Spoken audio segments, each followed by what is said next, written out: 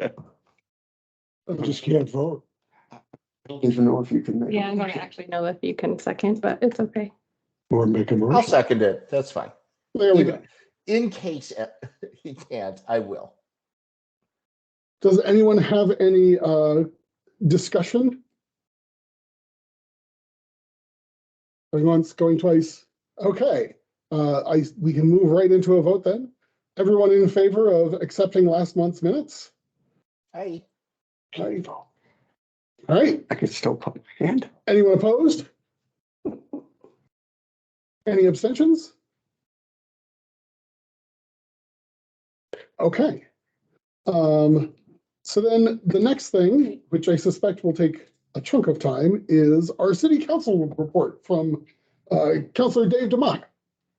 So you would care to tell us all about it? Trying to remember the last time we actually met. Was it October? November. November? November. Right after the election, the day after. Yeah, I remember that. Right. Fun. Okay. Well, to be honest, it's been a little slow in the fact that we had some time off during the holiday. And so, there's been a lot of onboarding with the new council people. I'm sure that Cody's been super busier than we usually make her anyway, trying to get everybody set. They, first things first, the new council was sworn in, and then we did a new mayor pro tem selection, which Councilor Nurmela is now the mayor pro tem up until the next election. Just in case you didn't know, the way that works is every election cycle, the council selects the mayor pro tem from within. So that was a unanimous vote, which I think is a good sign of direction for the council that we can work together. So, and then we kind of went to holiday. Honestly, we had a couple of small meetings. There's a lot of housekeeping meetings that happen when new council members come on board. We're trying to work into strategic planning, and some things outside of everybody's control is making it a little bit more difficult than we would hope it is. This last week, we were supposed to go into team building on the 20th, and then we were going to have strat planning in February. I can't remember the exact date. I'd have to look ahead on my calendar. The 24th. 24th. Mhm. We're in flux right now on the team building because we were told she was told not too soon before that the mayor had to have open heart surgery.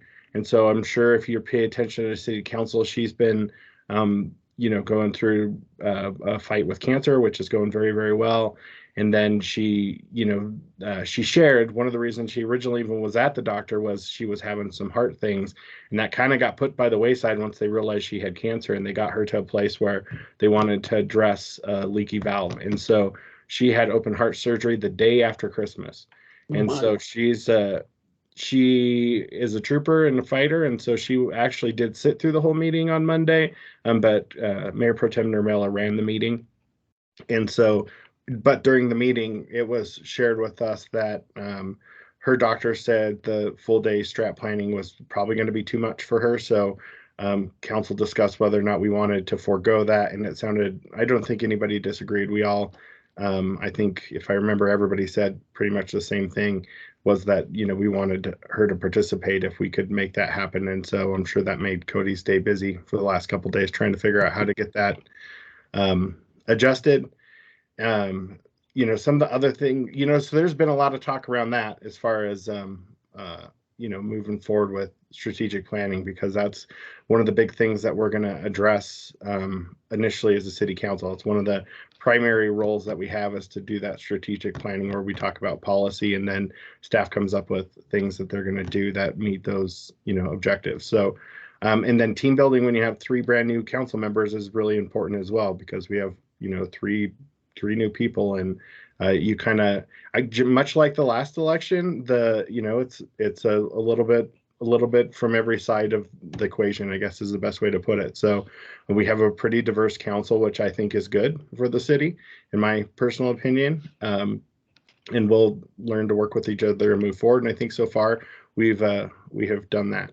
I'm trying to think, the other kind of really hot topic that, if you attend the meetings you're hearing about, is the Rocky Mountain municipal airport and the noise roundtable. There's some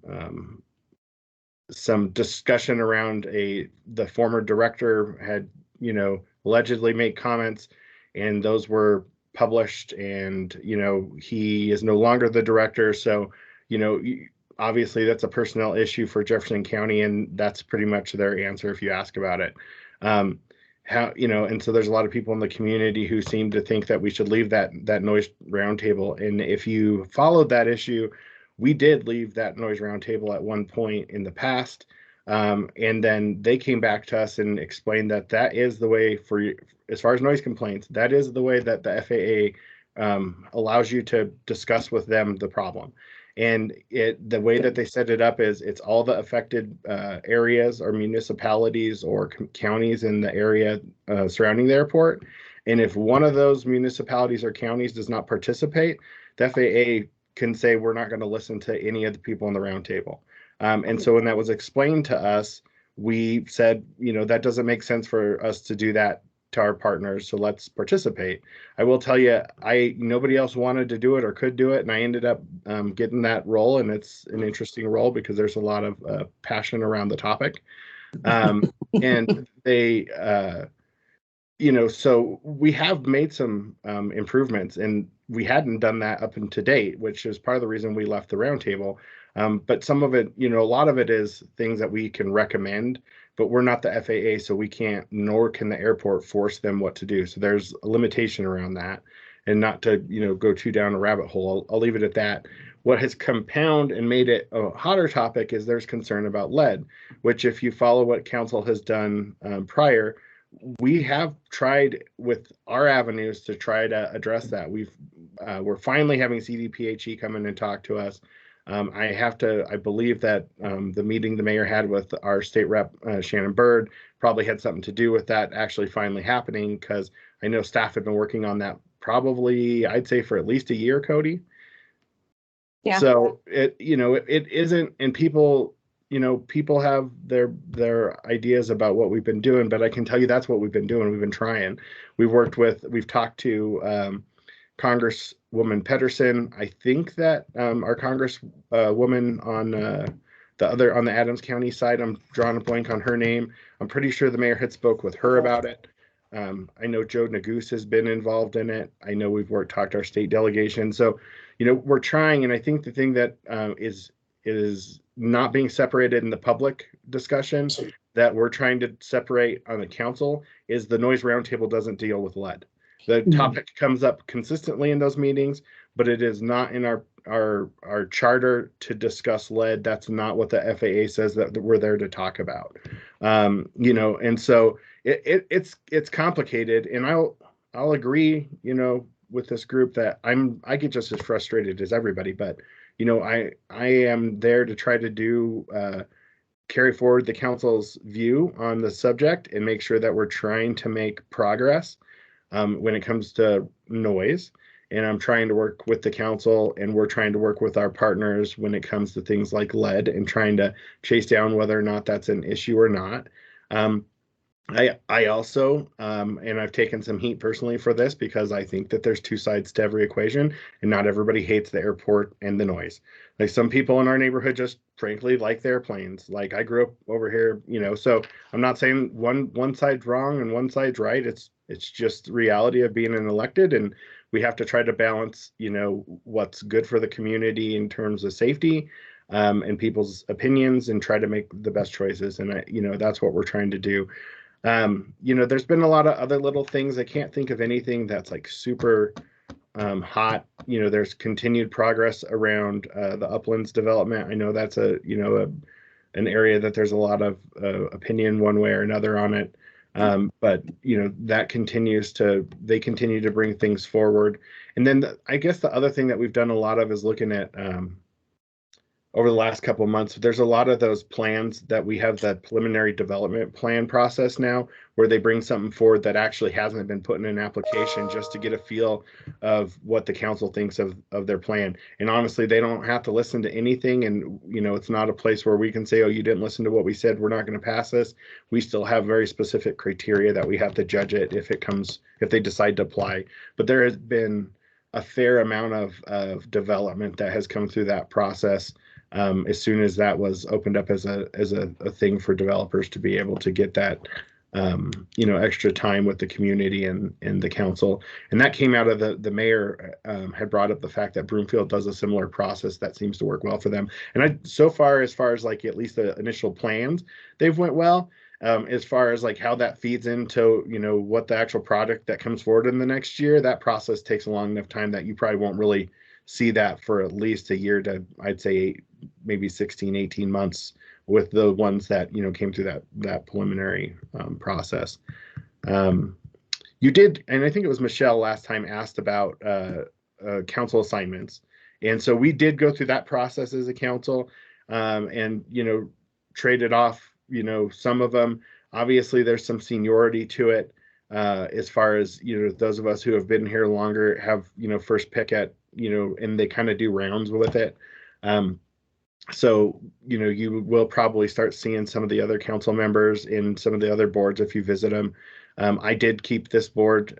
This was my number one choice to keep this board. I enjoy working with you guys. So I did say when I was asked which one I wanted to keep, I kept this one. So some of the other ones nobody wanted them, such as the airport. So one of the other things that we did, those of us who have been here a while did encourage, there was a question from Councillor Carmelia about whether or not they could visit other of these boards. And we said, absolutely. Like I highly recommend that they do that. Because it's important to just meet you guys and see what the good work that each of the different boards do for the city. So I feel like there should be more since I haven't met with you guys in so long, but there's just a lot of busy stuff that's been going on with getting new council members on, holidays, the mayor kind of being out, and so it's been busy, but I just can't think of any big changes that have happened for the city yet. Okay. Actually, I'm sorry. One more thing, and I don't know if Alan saw this. Alan had asked, and we all know and appreciate his passion for folks that are unhoused. But I don't know if he had asked about with this cold snap coming up.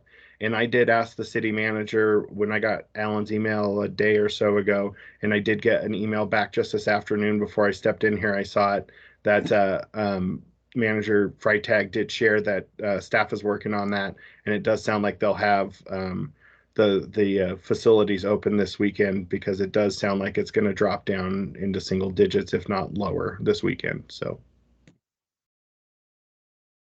And thank you That's for, wonderful to hear. The report I got was like -9, -10. Yeah, it's going to be scary cold. and thank you, Counselor, for sending that in. Oh yeah, for sure. You did that the last time I asked that request. You followed up and asked. Yep. City. I know that, I was very grateful that they came up with over the last season, there were multiple times that we utilized different facilities. So I know that we learned some stuff from how that worked last time. And I knew we had a plan. So I was glad to see that they're continuing down that path. Perfect. Great.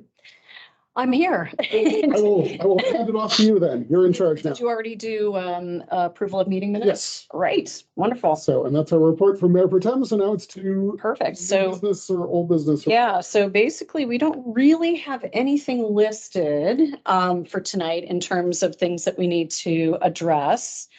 But this might actually be a great opportunity for us to just have an open forum on any ideas that you guys have that you'd like to maybe explore in 2024. It's a new year. It's a new council. We can, start to reframe our strategies, projects, things along those lines. So I don't know. I mean, this is putting everybody on the spot, of course, but if there have been any ideas that have been percolating in your minds, now might be actually a great opportunity for us to start thinking about things that we can do as a group. So Do you mind if I share something? A resident, and they brought you up on during public comment time. a resident was talking about that we used to do the new citizen events so that people could get their citizenship. And that's something that I don't think we've been able to do since COVID. And I don't know if you guys participated in that. I don't frankly remember if you did participate in it before or not. I know I've got to attend some of those and I think they're fantastic. But it was brought up that maybe the city could bring that back up and that you guys would make a lot of sense to be the ones to kind of help in that in whatever way makes sense. So I only bring it up because that was just this last week. Somebody brought it up and I thought that was a very valid point that resident made. That's a great idea. And I think it was a voluntary thing, if I remember correctly, pre-COVID. I think some folks came to be present at those events, but that's great. So who, in terms of city staff, would we Yeah. liaise with? I think that was the You- Parks and Rec department that Was it? did that. Yeah, it was libraries. So I did talk to Lou Wright, who used to run it as a staff person. We're talking about the citizen Mhm. thing. Sorry, I had to step out for a second. It's quite a large undertaking. Oh, okay. They had a significant number of volunteers who were helping with it. So it would mean a lot of work for this group. Okay. We can look at if that's something you want to do, but it's not something that I can do on my own as your staff person. I don't have the capacity to do that. You all would have to take that role. Mhm. The library staff person is gone then. Well, she's not gone, but She's not. it was run, they were helping with it, but they also don't have that capacity. There's no bandwidth for it. And they didn't have the volunteers for it anymore. I think they had something like 10 or 20 volunteers. Rich has his hand up. Maybe he knows more Yeah, than I Rich. do. This will change the subject a little bit. Oh, okay. Councilor Demott mentioned new city councilors asking about visiting boards. I'd like to suggest that we issue an invitation to the new city councilors to visit our meeting. Hopefully the next one. Yeah, that'd be great. And Doug, it looks like you've got your hand up. Thanks. Yeah, I was just wondering, this is going back to the prior topic. We'll come back to Rich's. I Yep. apologize. Can you give some more detail about what was involved, what was done for these new citizens? I have no idea what was part of that. It would take some investigating. I don't know either. I just talked to Lou because she suggested it actually the same day that council heard it from the public comment. She didn't have a whole lot of information. So, But I think, I mean, this I think raises a really good question of, do we want to continue reaching out to our fellow boards to see how we may be able to sort of interact with one another? Like, this would be a great conversation with the parks, the PRL board, or what are they called now? They're like a Pros long Lab. pros lab. And it's not even in the right order of but it's Right. open, includes Yeah, open exactly. space. Parks, Recs, Library, open space. But Yeah. this could be a good opportunity for us to maybe get together with them to do a little bit of brainstorming. Because it could be that we are able to get volunteers from both boards to help perhaps resurrect this so that the onus doesn't fall on just one board or the other. And we might be able to get enough people to do the work. Great idea. So, all right, so we can at least maybe, ask if they'd be interested in. Yeah, go ahead. Michelle, we surfaced, I think at the last meeting, discussion briefly about senior services Mm-hmm. and a recent crisis with the Meals on Wheels program. Oh, in Adams County, yeah. In Adams County. Yep. For impacts on the city of Westminster as well. Yeah. I reached out to Franklin Ramirez at the senior hub and didn't get hold of him, but I'm waiting for a call back just to see if there's something else that he thought the city could do. Now, I assume we're part of that consortium that's helping with the emergency funding, but That's a good question. And actually, Counselor Demott, do you happen to know whether or not we, as a city or It's, if we helped fund the senior hub in any way? I think We- Human Service Board maybe gives them That's some what money. I think so too. I can look it up. Yeah. It's on Okay. the website. So it'd probably be a very small amount. Yeah, Yeah. $3,000. Okay, so that probably wouldn't be a significant amount, yeah, anyway, So- there's another issue, yeah, hunger in the community that yeah, would be, seemed to me a logical place for inclusivity to be too. yeah. And actually, would there be, Senior Hub did not have any last year, but I imagine that's because there wasn't an application. yeah, So from the COVID, that, well, see, they use COVID money to. Yeah. Over, and they didn't fundraise beyond that, yeah. yeah. I'm gonna see if I can dig in a little bit deeper and see if I can find anything else. Yeah, and actually, who would be like the staff person that'd be able to like let us know whether or not they've seen a marked increase in, I don't know, do we make note of folks like that? I mean, do seniors reach out to the city after, events like this?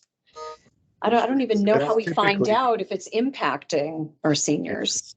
Typically, a human service kind of stuff is really typically the county, and the Yeah. county reports back. I know there was a lot of overlap during COVID, more so than in typical times. But as far as like that specific one, I know they have like a drive a couple times a year, and they'll get different elected officials, and we'll go out and help deliver meals. I've done it a couple different years, so. But as far as like funds and stuff, because the county is really the one who has the money given to them for those kind of programs.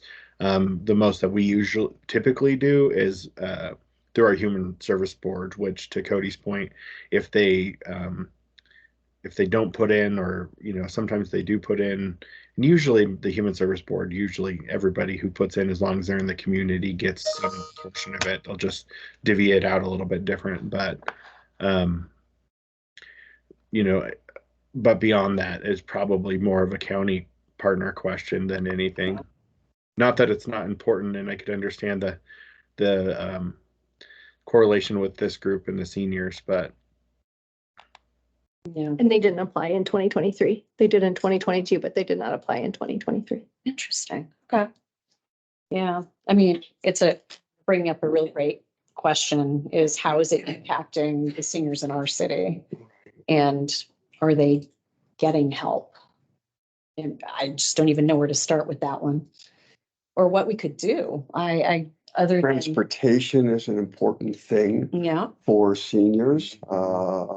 That was one of the things I'd like to piggyback on, great. about how we can get grants, working with the city. So just brief, I just got back from, I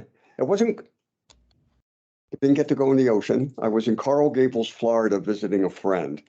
And Didn't get in the ocean? no, it was cold and rainy. Anyway, but they have these, and you can pass that around. They have these small electric vehicles, just like the city had, I guess, until January 1st, was it Via or Avia? Oh, I know. what you're Oh, talking yeah. about. Yeah. So the city of Coral Gables has these small electric vehicles. Sometimes back east, they called them jitneys, that just go around and will pick people up and drop them off. Doctor appointments, take them also to, to retail operations. Whether it's, I'm a little, my brain is gone today. For like groceries. Yes, groceries, thank Yep. you, all the traveling. Yep. So anyway, they use advertising on this. The local merchants pay into it. The city of Coral Gables is about 76,000 people. It's a rather sleepy kind of community. It's a suburb. So that's something I'm thinking we should maybe look into, as I don't know what the demographics of our city really are right now, as far as the senior population, of which I'm a member. Oh, it's pretty substantial. Yeah, they were actually just finishing the economic profile, but I think all that data is current in there, so maybe I would have that next week. I think Have you seen any of it? I have not, Okay. because that's not my department, but Yeah. I'm waiting for it because it informs another project I do, so I need it for Yep, for yeah. next steps, but I'm not sure. I can look at what it was for 2023, but there's probably more current. Can I suggest that maybe that would be a good topic for meeting next month is Mhm. some overview of economic, what is it? The economic profile? Uh-huh, yeah, and it does like all this, it breaks down a bunch of the city demographics. Okay. Oh, that's actually great. Who would do that, Cody? Fresh. You Or, I mean, I can show you the profile, or I can ask the economic development director if she's available to come. great, That would be great. that'd be great. I think it's good to get a little fresh perspective with new data to see who we serve. So, But things like this, I think, are really possible because I think some of what we're hearing from the senior community is, and I think some of this was coming out perhaps with the property near the new, what is that? I don't know if it's 104th or if it's and West, what is it called? Boy, is my brain dead. but anyway, but what's the connection? It's a development. It's that Yeah, 5-story senior development that you'd have to. Oh, okay. Oh, you're talking about. No, that no, famous it's stop? Westminster Boulevard. Yeah, Thank you. oh, They- it goes up they- toward, What's it called? The I group that's can't, building there? it's Erickson is the developer. Erickson. Okay. They came and did a pre-app and that, and beyond that, I couldn't get into it if they put an application in because I'll have to judge it if they do. But I don't know if they have or not. I know they have been working with staff on whether or not they're going to bring that forward. But at my in my position, because if they do put it forward, we have to be kind of impartial juror for it. I don't know anything more, but the one you're talking about is Erickson, and I you. don't remember the date. But if you try to find in our agendas, there was a pre-application where they kind of went through what it would look like, and they brought quite a few people and gave a pretty thorough presentation for their pre-app, so you could see more about it. But from what it looked like, if it were to come forward, it's a pretty sizable senior, kind of all-in living community, and I think there's one up or down south in Douglas County. So the point being, if I can get my brain to actually work today, is that it represents if an organization like that wants to put in a rather large residential community dedicated for senior citizens, and they think they're targeting Westminster seniors for that, actually, it's going to be more regional for them. But if they're doing something like that, it kind of falls in with our population, our senior population, and the baby boomers who are just getting older and older. We're not babies anymore, are we? We're getting older and older and shorter. That's right. So just to have, and of course, this is for anybody. These kinds of little jitney things. I just jumped into the last year's economic profile, and age isn't in there. It's more focused on economic development, but I could, if you want to talk about seniors, I could ask who would be the best subject matter expert. It still might be Lindsay, but Or conceivably somebody from the county could come in. I wouldn't even know where to begin with the county. Yeah. Like that's, It may be. And I don't know if they would necessarily break it up Right. in terms of and municipalities. especially because we're in two counties. Exactly, yeah. Yeah. Get like a nonprofit to come in and do a presentation that would Yeah. be able to talk a lot. I know the director pretty well of Senior Resource Center because I used to serve on their board. His name's Chris Lynn. They are, in the Jefferson County side, and they don't only do Jefferson County, but like they're one of the primary nonprofit servicers for, and their whole mission really is allowing you to age in place. But they do have like a day center and stuff like that for not necessarily only seniors, but also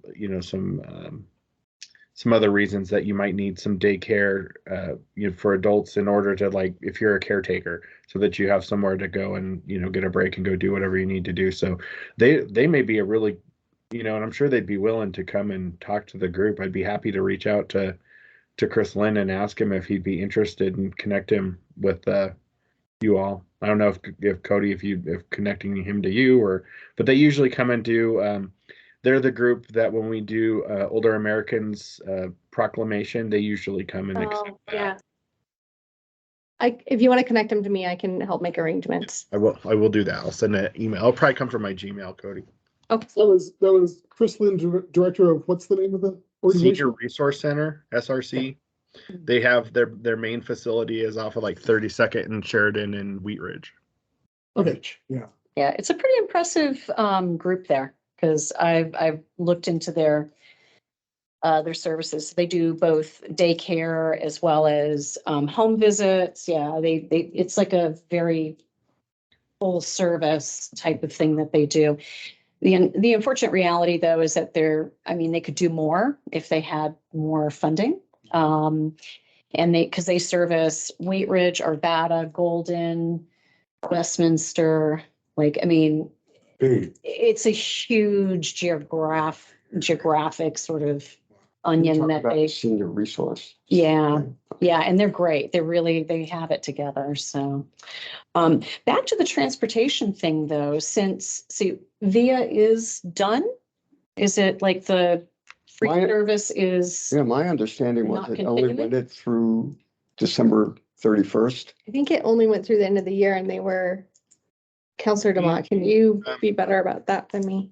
I don't remember the specific details around the usage, but because of the usage, it was decided by the majority of council not to continue to fund it, because if you looked at what we were funding per ride, when you looked at usership, the recommendation was that it wasn't worth it, and that's what the majority agreed with. I would say it wasn't a unanimous agreement on it, but I mean, my perspective was what staff said made sense.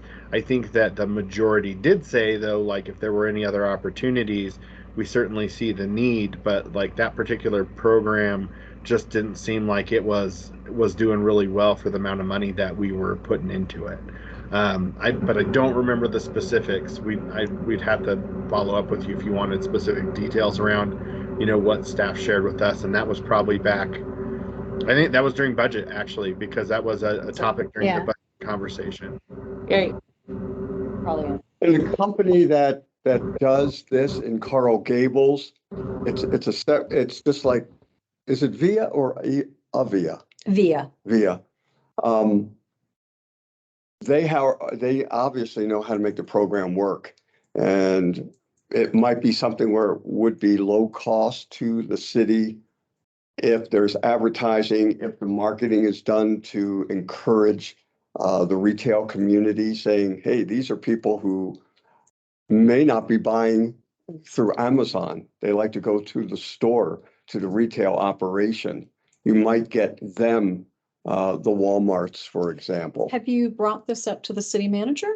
Because Not yet, it no. might be something that he might be interested in looking into. I mean, certainly if there's a low cost or no cost way to still provide those services.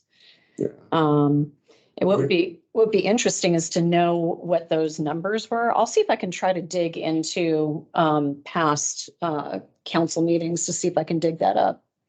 Related to that, if we're talking about transportation, maybe we want to invite RTD to come in and tell us what they're doing specifically for seniors. And this is all electric. They just run little electric. That was, I will tell you what, one of the other things that came out of that conversation was there is something RTD does, And that was one of the other factors that a council member brought up. And so former councilor Emmons, if you recall, worked for RTD. So she was very, very knowledgeable in that world. And so there was a program that was a lot cheaper. One of the things that I seem to recall us asking going into this next year is if we could look at a way to use that money to do like grants or something for people who still couldn't afford what that was. I don't know that anything's happened with that. To your guys' earlier point, we have a new council and stuff, and so some of that stuff will, certainly come up as we start going through strategic planning and stuff.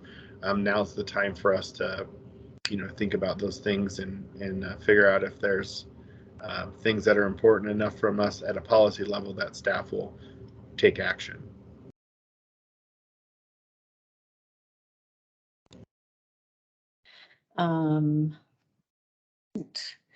Any other things that folks wanted to explore in terms of any ideas at this point? Go for it, Alan. We had some discussion. Remember, we were talking about ambassadors. Yes. Uh, Yes. So I was thinking even such as, and this also piggybacks on what you were saying with working with other boards in the city, like the Youth Advisory Board, the Human Resources Board, going back to an idea of that ambassadors. It might not have been the same thing that you were thinking of, Michelle, but it's to go out in the community. It's kind of like political canvassing, but I know the city does this with sending out questionnaires, but it's actually people going out. And basically, I'm going back to New York Mayor Ed Koch from many, many years ago.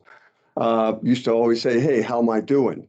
And eventually they told him how he's doing, and he wasn't mayor anymore. But he had been mayor for quite a while.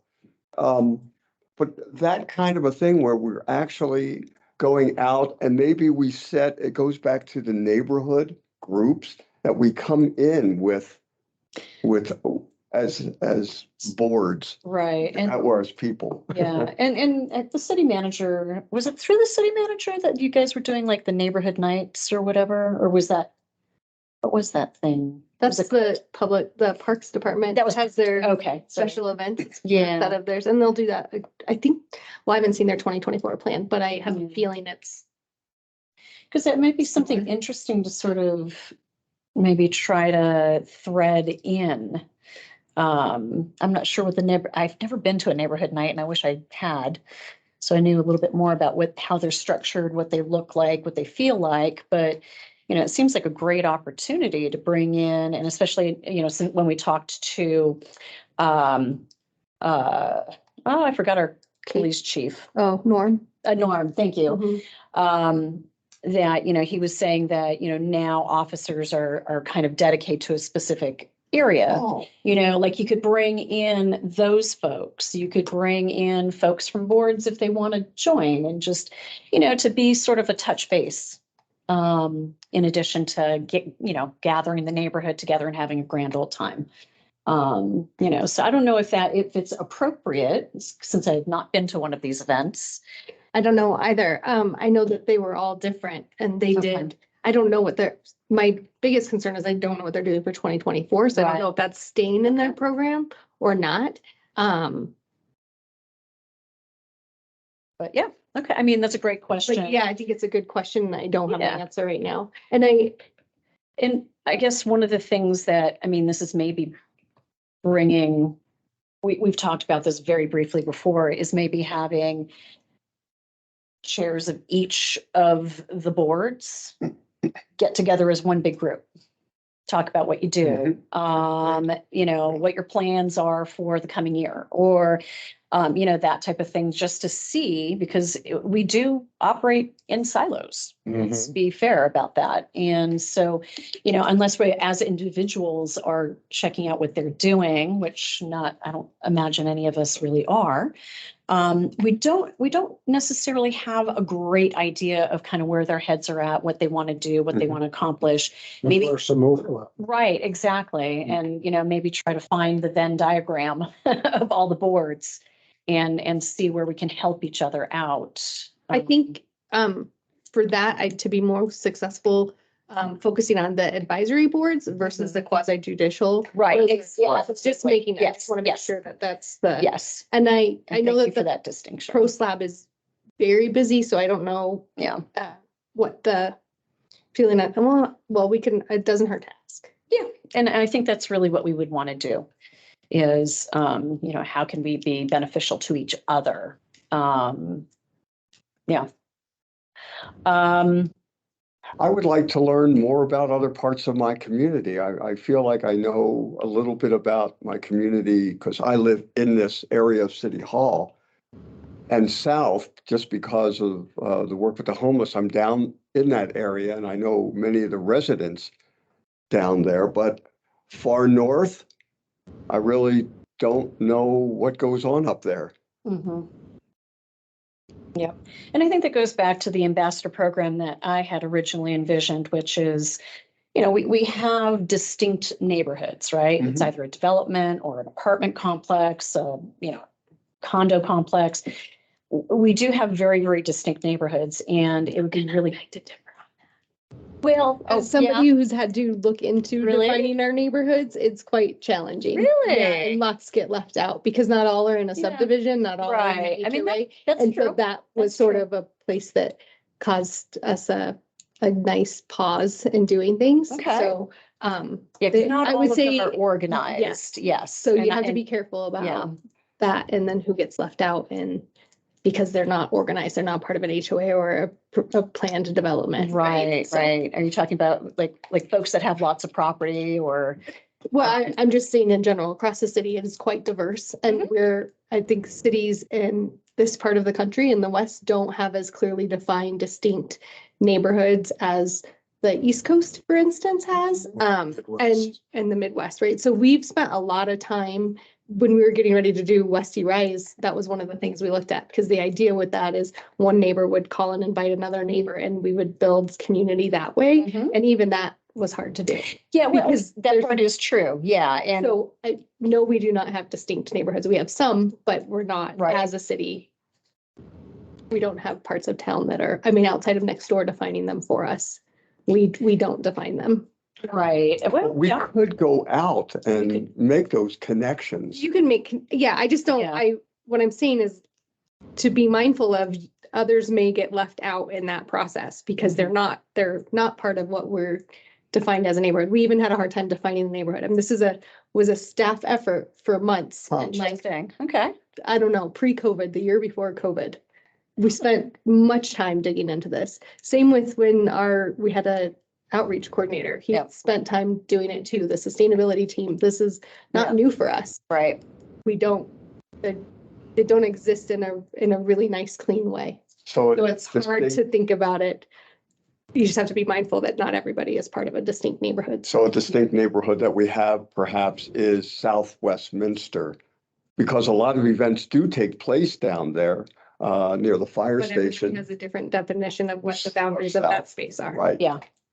That's, And- so it's and a trickier, Yeah. I'm not saying No, it's, I'm just saying, I- be thoughtful about how And so neighborhood is defined. Yeah. Or have staff articulated. in economic development ever made an attempt to, There was an economic development person on that team at that time. because that's really, in many ways, their bailiwick to help market. We still should do it. area. This Yeah, does just bring up a depends. really interesting opportunity though, which is, how do we solve that problem? Or does Of the- it of need to be including- solved? Well, Okay, the including part, yes, but the including part, neighborhood yeah, is just, fine. I don't know, know that. because has to be you do have, and in all reality, better communication in neighborhoods that are very defined, right? solved. Correct. Yeah. So you have neighbors that will that's share HOAs for information. sure, Yeah, right, yeah. HOAs are a great example of that. So are we missing people? Is communication not reaching some folks? That in my mind is kind of why we exist, Right. right? So maybe this would be a good opportunity for us to maybe have talked to some of those people that worked on it, and they can talk to us about the difficulties they had in sort of figuring out how we could reach those people more easily, how communication could flow. Let's just put it that way, to make sure that we're not excluding people I from would things. bringing that staff team. I mean, Okay. half of them don't work here anymore. Okay. Half of them, it was 4 years ago, the Okay. other half, that's probably regrouping that team is Okay. wouldn't be all that successful. Was there a clear leader of this sort of process? No, there were a Okay. few of us who were sort of co-leading it, but Okay. 2 of them aren't here anymore. Okay. So Are you the last person standing? I might be. No, I think there are Really? others who Oh. are still here. I mean, Stephanie's still here in economic development. But like John Hall's not here. Ryan Okay. Hagrenus isn't here. Chris Lindsay was on that team, but his focus has changed so significantly in that time that I don't know that that would even be, Yeah. Yeah. so it's sort of Eric Otzelberger, who's still here. He'd be somebody who we could have that conversation with, but Eric also has a past with this. I don't know, before my time, so probably, I want to say maybe 15 years ago, they had actually like staff liaisons to neighborhoods to Mhm. help build. Mhm. And it, there's a fun acronym for it that I can't remember, but it sort of petered out. It was, and what it was neighborhoods or areas of town who had like, issues that were continuous, for instance, maybe all potholes all the time, right? Their asphalt just wasn't good enough. Mhm. And once the problem was solved, then they didn't really want to interact with the city anymore. It was just sort of like, oh, okay, thanks. Like, Just do- oh, Yeah, we're done. we're good. So we've Yeah. learned that that's not the best. Okay. I mean, that And makes. that was even an incentivized staff thing, staff people who lived in Westminster in the Mhm. neighborhoods who were helping build those. Right, And right. it petered out and we haven't been able to revive that. So it's kind of a dumb question, and I hate to admit that I haven't educated myself before asking this question. The city's communications team, what does that consist of? Who does that consist of? I don't need individuals, but like, We have how many people are doing actual outreach to residents? So this is interesting. We had sort of this conversation earlier today somewhere else. There are individuals and sometimes teams, in my opinion, in departments throughout the city Mhm. who are very engaged with the community. I Awesome. would put Eric in that category, I'd put Kate Scarbuck in that category, myself. There's a number of people who their job has a Mhm. lot of that interaction. Right. But it's not formalized in that their sole purpose is community outreach, right? Just by we had virtue of their experimented- job, right. they're in contact with Right. people. I think communications does that really well. Sarah Steele runs Jake's better at this. Jake, what are the 2 divisions, the 2 types? One's internal communications and the other one's sort of external. What are your real names? Sarah Steele leads the internal organizational communications team, and Austin Cox leads our digital communication team. Awesome. Thank you, Jake. Awesome. Okay. Jake is on that team. His title is community engagement coordinator. So that is a huge part of Jake's role.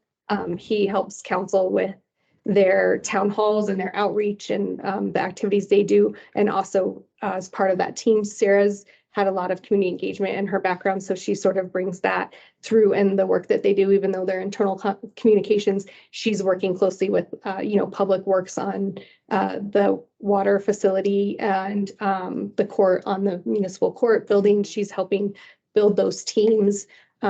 So when it's more issue focused, here we are again, Mhm. so we have 2 community, Right. they called community action teams, something like that. That Yeah, are working right now on those 2, and I think there may be more coming. I hope In the so. future, so on other items. So I would say there's not a formal person who does, but it happens. Right. I mean, the way we do our jobs best that's why we're here. most of So us. let me, Counselor Demott, you are out in the community a lot of different, I mean, like the mayor, just as her person, whether she was in council or as mayor, she's out there a lot. You're out there a lot. What do you see? Are there these different kinds of communities, and can we bring them together? I think honestly, it's a interesting thing, and I know the city's tried it, like Cody said, in a variety of ways, but it's difficult because different parts of the city have different things that they care about. There are different things that, you know, that are hot topics in different parts of the city. The thing that I've heard the most in every part of the city is that they feel like nobody listens to their part of the city, which I find disappointing. And I don't know how you fix that. I certainly, and that's part of the reason that I'm so out in the community myself, is I want to be accessible to all the different areas of the city. So I don't know, you know, the perfect way. I know, you know, the way the mayor and I both do it is we just are very present in everything that we can potentially be at whenever there are opportunities. I know multiple of you have attended my town halls. That's something that I've done since probably for the last decade. I've done those. You know, so I don't know how you crack it, but I mean, I can tell you, like you guys said South Westminster, I'll tell you they don't like being called South Westminster. They like being called Historic Westminster, Harris Park. Yeah. Like there's a lot of little nuances with different parts of the community. And then like, you know, I'm from Countryside. Countryside is the hardest neighborhood to walk as a political person, because people over here want to be left alone. We, you know, by and large, it's not an HOA. People over here don't want to be in an HOA, and they honestly don't answer. I know more people over here than I know in any other place, and I will talk to fewer people when I walk this neighborhood than anywhere else, because they just don't want to be bothered. And it's not an unfriendly thing. It's just the way it is walking the Countryside neighborhood with folks, and not all of them, but I mean, it's so, you know, there's not a silver bullet answer to that thing. One thing that, you know, does come to mind that is going to be something that we're going to have to start hitting as a city, and I'm sure that the staff's are already working on it, is the wards and districts. And I know that's something you guys brought up, wanting to be able to participate in. You know, obviously, like I shared with you before, right after the election, there are a lot of legalities around how that's going to get split up. Just because you know, the boundary lines have to be drawn in a certain way, but you know, that's going to be something that's important to think about, this very topic, because you know, you want to try to have those areas where they're having the whole point of it is so that a ward speaks for an issue or a group of issues that happen in that ward. And part of the reason why folks who wanted wards want somebody who lives in that area, so they can be intelligent on what that part of the community needs in a city as big as Westminster. You know, and so since the people voted that's what we're going to do, you know, we were going to do that. So you know, I think this topic is very, very relevant. It's a hard nut to crack, but if I'm to say there's one area where we really, as a city, got to put some focus on it, it's the fact that we're going to have to figure out what wards look like for the city, so that we put something on the ballot for people to vote on, as far as how that makeup is going to look. Doug, you had a question? Oh, you're muted. Well, Jillian had her hand up too, then it came Sorry, down. I Talking over. unmuted and then it double clicked on me. I apologize. I do have a question, and it's related to something Councilor Dumont just said. And I don't want to pick on an issue, so I'm trying to think how to generalize it. You said that people voted to do the wards, so that's what we're going to do. My understanding of the issue on the ballot was we're going to look at whether we should do this or not. And my concern is, being an inclusivity board, that we should be looking at this in a way of how can we best include everybody in the city. And if that happens to be by defining wards in such, so be it. But I think that needs to be investigated, not assumed. Does that make sense? It does. I'll tell you, my comment doesn't mean that necessarily that we're going to dictate how that's going to happen, or that it's even going to get approved, because there is another thing. So in order for wards to happen now, the charter has to be changed. And part of the reason we didn't say here's how it should be is it's complex. You have 7 people on council when we decided to put this on the ballot who all have a different opinion about whether wards should happen, if they do happen, what they should look like. You know, and ultimately that's up to the residents of the city to decide whether they want it or not. So the challenge is now is to be as far reaching and as inclusive as possible to get as many voices at the table that we put something forward that the residents do want. What we heard from the residents was they want us to put something forward for them to vote on wards. But, you know, I think that our task is to put something that they're going to like forward that can be successful on the ballot. You know, I think it would be disingenuous and wrong for us to purposely put up a crappy, you know, layout of what wards could look like just so people don't vote for it. You know, I think that we should do a good job that has as many different community leaders and members' fingerprints on it as possible. So then when it goes back out to the people, I think in 26 is when it's supposed to go back out. I think that's what we promised to do it by, or maybe it needs to go back out on the ballot by 25 so that 26 is the first 25 year on the that they ballot. would be elected. Maybe Yeah. that's what it was. That's what it is. Yeah. But either way, we should be putting something forward for them, for you all that, you know, you can look at and say, okay, they did a good job. Now let me think, is this really what I want? But we should be gathering that feedback all through, because that was part of the reason why we didn't just say, okay, here's a ward system, tell us if you want it or not, we're going to put it in place. You know, there was enough of us on council who felt that was the wrong approach. We didn't think that that's something that politicians should be dictating to their electorate about how we get elected. We really want the people to help us come up with a you know, at least for me, and you'd have to talk to the other 6 people who were here at the time. My view is I want the electorate to really have a say in how it's done. You know, and I have an opinion about how I would do it if it were up to me and I had a magic wand. But maybe, you know, all of you guys think, hey, Councilor DeMott, that's a horrible idea. You know, so we want to have a lot of voices in this process to come up with what's going to be best for the city. You know, it is a big city, very diverse, lots of different opinions, different ideas in different areas, you know, different financial demographics. There's just so many different things that, you know, people are going to bring their life lens to the topic. But I think I appreciate what you said in allowing me to kind of clarify my thoughts, Doug. I'm gonna call Jillian. She had her hand up before, but we just kept talking. Yeah, sorry, Jillian. Did you have, yeah, did you have a question? Your hand went down, so.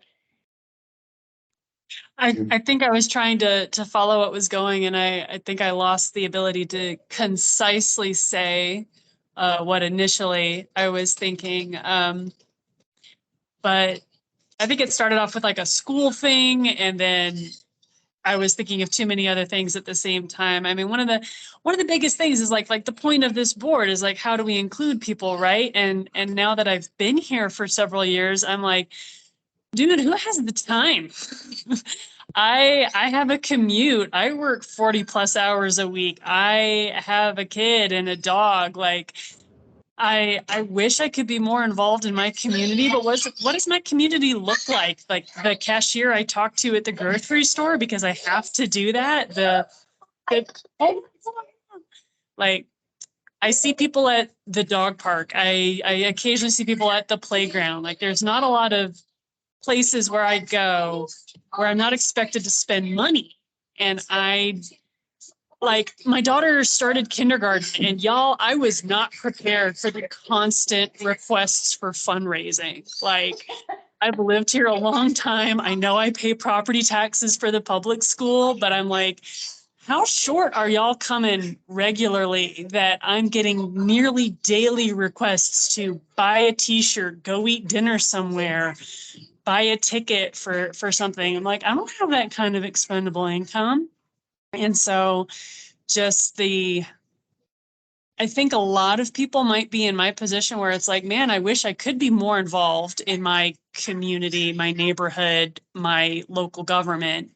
But if it means I have to be there at 2:00 on a Tuesday, or I have to spend $15, $20 to be there, then that's not math that works out in my favor right now. So I think I initially had a question about like how school funding ties into the city versus the county. And then I completely lost track. So I'm sorry. I have a follow-up on that. Yeah, go for it. So Jillian, one of the things you said jumped out at me, which is that there aren't many places to go where you're not expected to spend money. And I think one of the things that what that says to me is that I think one of the things we're seeing is that there's a lot of people, and I would include myself in this, who don't have strong community ties that are based on location. I have plenty of community ties to people who I know who often live outside of Westminster, and we get together and do things all the time. But there isn't a lot of sense of community with the people that I live nearby, and I think a lot of that has to do with a lack of third places, which is the places you can go that are not home and not work, and just hang out and be there with the people who live near you. So that, I think, is something to consider when thinking about these questions of how is community defined or not defined, is do we have third places for people to participate in and be a community? Yep.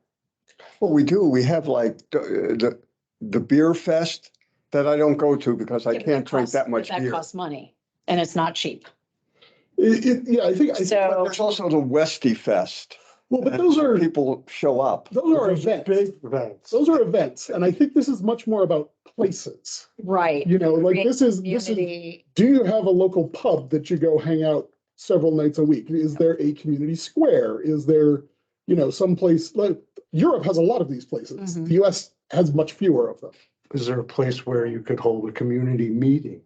Or just where you go and, talk to your neighbors because they are there and you see them there, Yeah. not because you're there for any particular purpose. Right. But that's one of the things we could be exploring. Yeah, exactly. I don't want to put the walls up. I want Right. to open everything up and let's. Yep. So Doug, sorry, you've had your hand up for a hot minute. Yeah, thanks. What Jillian said also, in addition to what Seth just said, she made me think about the fact that the communities that we have, the issues that we have are simultaneously very general, very broad, and also extremely local. Going to the grocery store and talking to the people at the grocery store, because you got to do that all the time.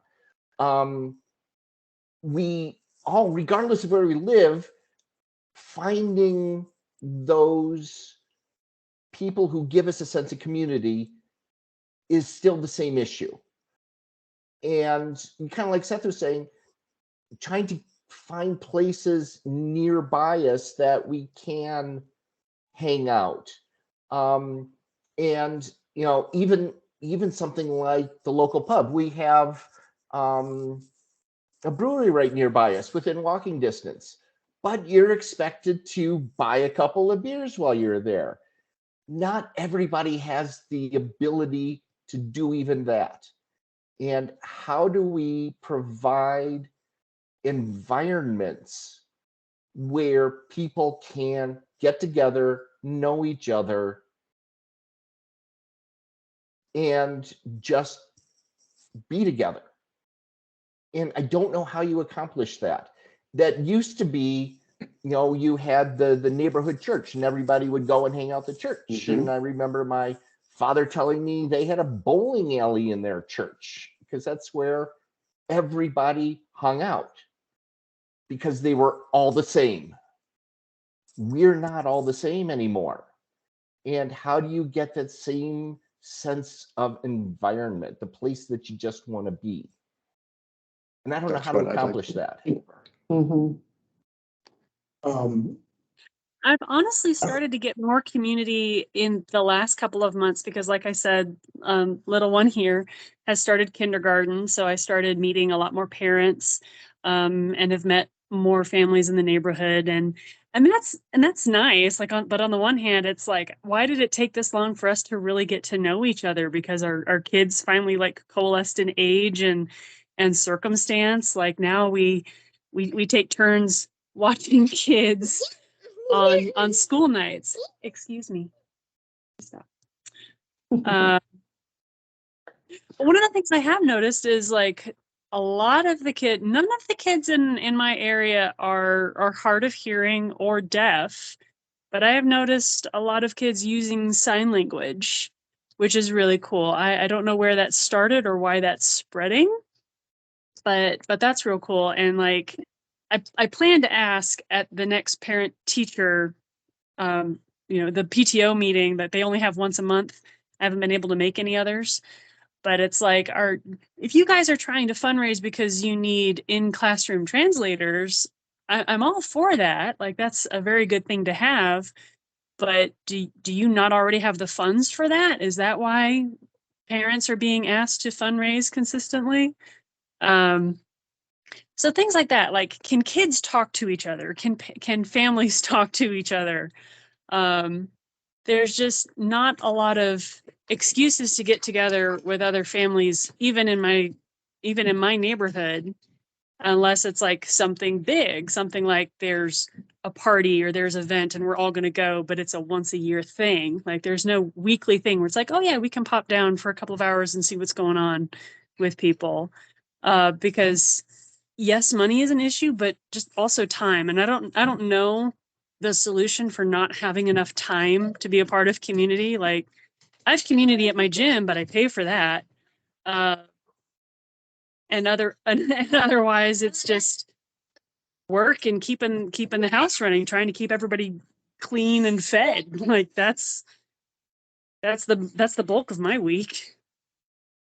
Yeah, and I know that the budget has already been set for 2024.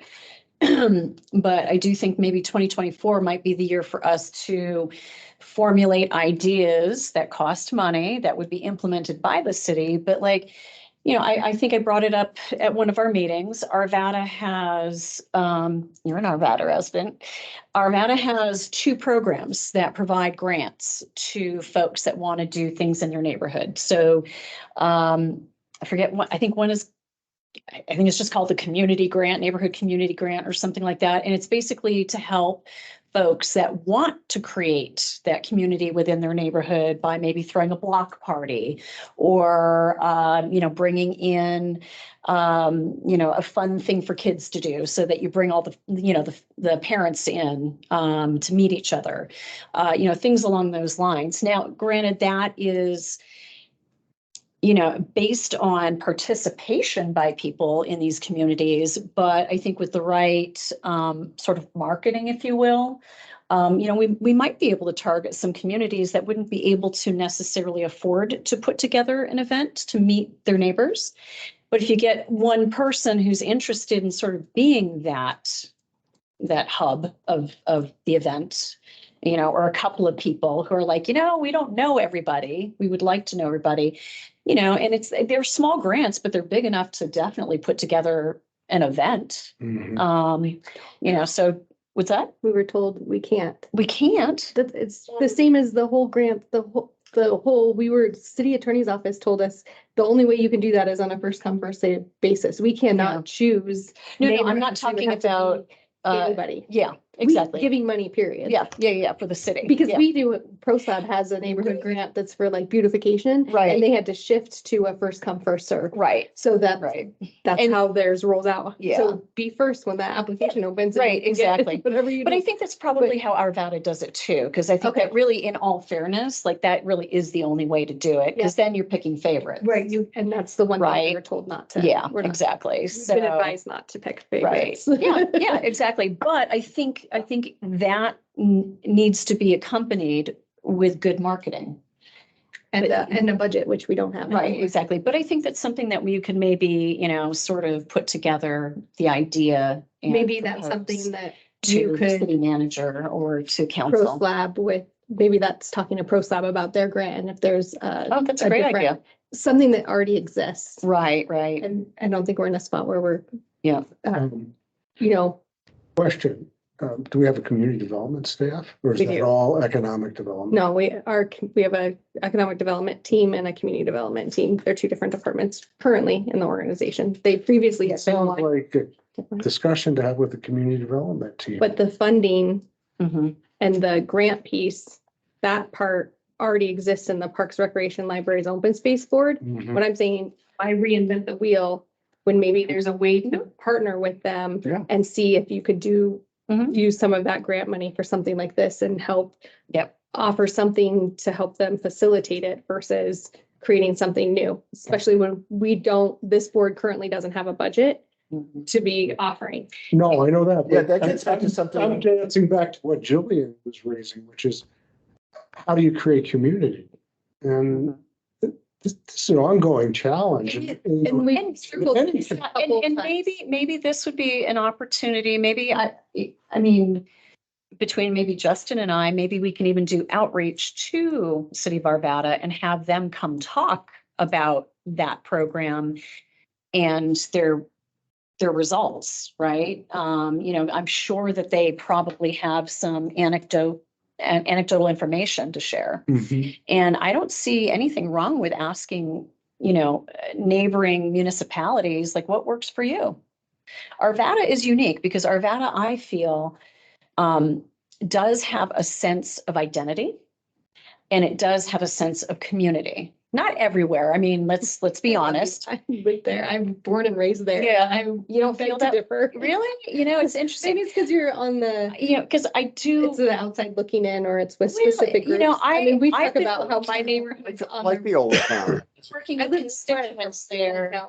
direct west. I Yeah. don't, I wouldn't. But I've been working with constituents there for 5 years now. Okay, So, maybe that's part of it too. and that They're that the is part of it, actively is engaged people. there are a lot of actively engaged people. Yeah. Yeah. And, there is a sense of identity that I do think that at least Westminster does lack. I mean, Arvada has a very identifiable old town, right? So there's that part of it. There's kind of a young vibrancy to the way that they're marketing themselves, right? Like we're cool and funky, that type of thing, even though they're old and That's my. I'm like, Yeah. did That's I grow? one Do of the I look things that somewhere people would different? disagree about. Yeah. Yeah. Even I to a think certain the part of born and town, raised here you'd are like, probably- nope. Those would be Yeah. fighting. Maybe you're just not cool and funky. Maybe I'm not. I will say anecdotally, a couple of years ago, we were talking about this conversation, but it was a staff conversation. And another one that 2 other of my colleagues also live in Arvada. 2 of us live in a similar neighborhood and one of them lives further out west. And they were talking about the neighborhood trucks that come and you can have like a block party with the Mhm. trucks. And Jeremy and I both were like, I think we live in the wrong part of town. Like, because nobody comes to, there are. you would have no idea, like, unless you make an effort to Yep. participate, you would have no idea these Yeah. things existed. And And so, that happens in every city, though. That's You do true. have but communities. you're talking about Old Town and my house is in Old Town. Like, I am literally 1 mile And you from my don't, front don't go door there? to Old Town is 1.5 miles direct. Like, Yeah. I'm in the neighborhood. And yeah, I spend most of my evenings if I'm eating out and whatnot in Old Town. Oh. Like that's, but so for me, no. Maybe, I don't know, but But so I- what I'm saying is, but I think also how we identify Westminster communities are probably similar, active voices Very. who are Very. in a community. I mean, I think Mhm. the reason Councillor Demott knows the historic Westminster or Harris Park area is because those groups of people are active and voice and have conversations with us, so we know we would identify that as a neighborhood we would have to be loosey-goosey on it because again, but we know them because they're active and engaged, right? Mhm. Whereas we know that people in Lexington are active and engaged because they have the cell tower issue, right? Right. We have the pockets, but it's Mhm. because there's an issue and they're Mhm. engaged, which goes back to when staff did this. Mhm. And when we looked at it with Westy Rise, like it works when there's an issue to solve. Yeah. That's when it's most effective. Right. That's Right. always. I mean, and So- but that does bring up a really interesting. Oh, sorry, Doug. That brings up an interesting subject, though, which is, yes, you're dealing with one issue. Is that an opportunity to ensure that they are then looped into more communications?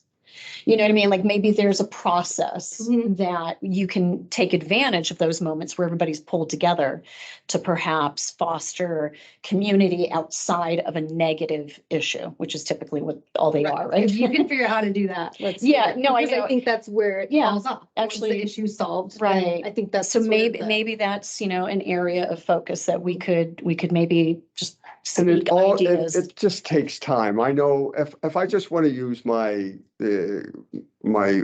it's getting almost 4 years with the homeless community in Westminster, it takes years to build up, just a trust Yeah, in one another. So it doesn't mean that we should drop it. right. No, I'm That not we're saying we should pursue drop it it. I'm because just it saying, can take time.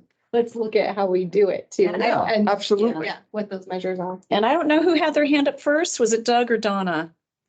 Apologies, guys. Doug's been up for a while. Doug was first. Yeah, so trying to Nice go thing. back in the conversation, remember where we were at. The comment that Cody made about PRNL working on something along these lines, why are we reinventing the wheel? I think gets back, again, another circle that we've closed tonight.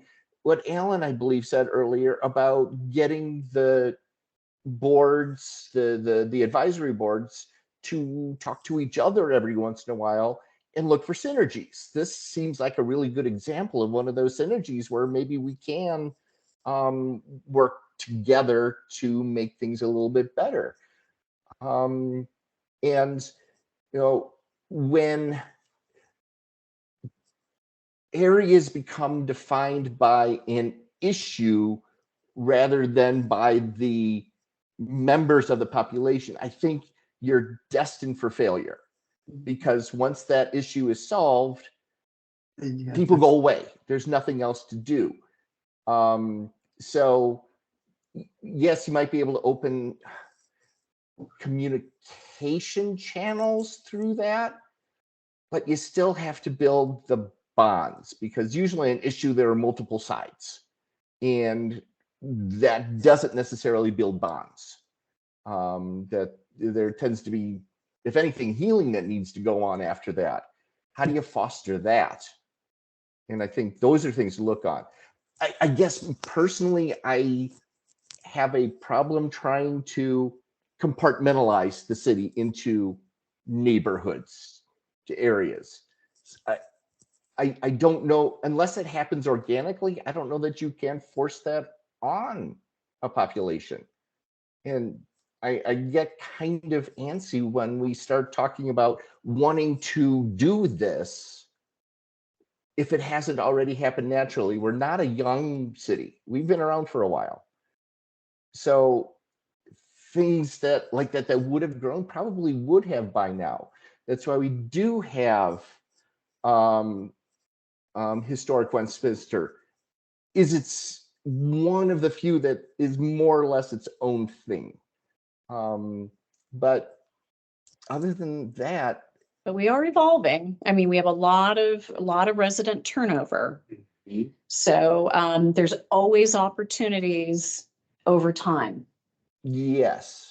So I think, we should perhaps like try to at least remain positive that we might have an opportunity going forward. Right. I didn't mean to sound negative. I just think we need to strive to help it happen organically rather than forcing tribes to become a nation when they naturally go over those national lines. I don't think we're. That I- wouldn't work. I don't think that's where what we're I was going. getting at. Yeah. No, it's a great point, though. So- Donna, sorry, Donna has been Donna, very wait. patiently waiting. I'm so sorry, Donna. That's quite all right. Thank you. I apologize for tuning in late. Like many places, the community here where I live are having struggles with wait staff and kitchen people, and dinner ran really late tonight. And so I tuned in late. But this has been an interesting conversation to me. I don't know how many of you that are in attendance this evening had the opportunity to fill out the parks and recreation and libraries. I don't know if we all got copies of that survey. I thought it was very inclusive and very complete. But as I'm sitting here listening to this conversation, I'm thinking maybe one of the things that could have been included in there would have maybe been something for us as a board to have been a part of. I don't know, and I don't know how those surveys are put together, Cody. Is it only certain boards that are doing them on only certain groups? And what kind of input could, say, our board here have to something like that? For the Parks, Recreation, Libraries vision plan, I think they're working with a consultant. Usually for vision plans, they're working with a consultant. They did have some focus groups early in the process and some open houses. I think anybody is actually encouraged, everybody's encouraged to fill out the survey. I'm trying to find out if it's still open. But it just depends on what the project is and how it's being managed. If that helped, that didn't really totally answer your question, but. Well, I don't know how those, many of you, like you said, 2 or 3 of you, I think, raised your hands. If you felt like I did, that it was a pretty complete survey, but perhaps maybe that there would have been some information even that would come from there that we as a board or other boards could use if they will share that sort of thing. I, of course, live in community, which is, it's very self-contained. So I've been listening to the conversations here and realizing that we also, even though we are pretty much self-contained in that community, need to reach out more too. So I'm thinking, how can we do that as a senior living community, and how can we be a part of the various things that I think would also make us all as residents be better people in many ways. But that was my main concern. There was just how that survey had gone out and who might have been a part of it, and if that in the future there would be any way that we could either use some of the materials and some of the information that came back, or even be a part of something like that, if that would help us. That's a How really did you come across that survey, Donna? Because I have no idea what survey you're talking It about. came to me in the mail. And Okay. I will tell you this, it came, Jolene, addressed strictly as resident. It did not come to me as under a name. So I do not know how those names were, people were determined, but it did come to my address. So my address was there, but not my name per se. Does that help you? Okay. Mine was email. It does. I think that might have been a sampling, Could be. probably. They could have They been. typically do that anytime they- they they- survey. They have an online one that's like 3 questions short Yeah. for everybody. So I don't know enough about that process. Exactly. And just for time. Yeah, I was just gonna say, we're getting to the end here. Good job. Yeah, and I was about to do that too. So Rich, you're the last one you get to close us out. Oh, boy. So, yeah, I've been listening to the conversation, and, my Baha'i community has been working for several years with this idea of community and how do you build community. Partly as working to remedy some of the alienation that we see around us. Which has mental health ramifications and all kinds of similar things. And some of what we found is that it's one thing is that it's multifaceted, that community isn't necessarily geographic. You have communities of interest, and you can think of these as beginning small. I mean, 2 people can be a community. One of the things that we've been trying to think in terms of is sort of a 3-part idea of society: the individual, the community, and institutions. And when we find those are out of balance in the wider society, which if you think for a minute, it's not hard to see that misbalance in our community. So if it's only an institution that's trying to push community, it's not going to work. That a community is made up of individuals who have connections. And how do you encourage those connections so that there's a balance between community, institution, and individual? And the other way of looking at it is, each one of these small, maybe starting with 2 people communities, is that they're like a nucleus. And that nucleus has something that binds it together, that binds it together. And how do you grow the nucleus, which is kind of an organic metaphor. So how do you grow the nucleus? So as that nucleus grows, you begin to have community. So anyway, this is it's a little abstract, but that's sort of our experience on the ground, and how we're trying to work to build community, and maybe a different way of thinking about it, because we're kind of not getting anywhere. We know there's a problem, but we're not too sure what to do about it. So if that Yeah, closes no, that's it out, great. good for So it's us. universal. Yeah, no. That was a good way to sort of summarize. I mean, we kind of find ourselves full circle, which is, we don't know yet, but I loved this conversation, and thank you for like sort of entertaining my, just throw it out there like, hey, guys. Maybe Maybe you involved with Westy Rise I was. when it started with the neighborhood Mhm. conversations? Yep. We have a whole model they built, that Oh. Denver built, that's very similar to what Rich was talking about. Oh, I love that. Um, So maybe this is, now, do we, and I could do this offline with you, is like, do we have folks from Westy? And that was a consultant that did that. Mhm. I was a consultant and had this person. Yeah. It's just like, I'm wondering if that's something that we can maybe have You have somebody to, present at a future meeting. I don't know about presenting, but I think Or we talk have about a the experience plan of and we it. could probably, Yeah. I can look to see where it was most successful. Somebody Yeah. who, I think that'll even be hard to come by because Yeah. COVID hit right halfway through that. But we do have the how-to on that is what I'm trying to get at. So maybe There's we all take a look at the how-to, The and maybe that's plan. something that we can send out between now and next month's meeting, and we can come back to have a conversation about maybe that even inspires some interesting ideas on how we can go about this. But anyway, I won't belabor the point. It is 7:31. I want to thank everybody for a great conversation. I'm really inspired, actually, even though we haven't come to any like actionable items. It's just the fact that everybody's really passionate about this. And I think we're all collectively in agreement. There is disconnection everywhere in our city. And that's what we're here to do, is to figure out how we make those connections. And thank you, Rich, for putting it in that context, because that's exactly right. It's making those connections. So, all right, well, 7:31. Do we motion to adjourn to anybody? We don't. No, motion to adjourn. Sorry. I am on other boards, guys. And just all like, wait a minute, do I have to motion to adjourn on this one?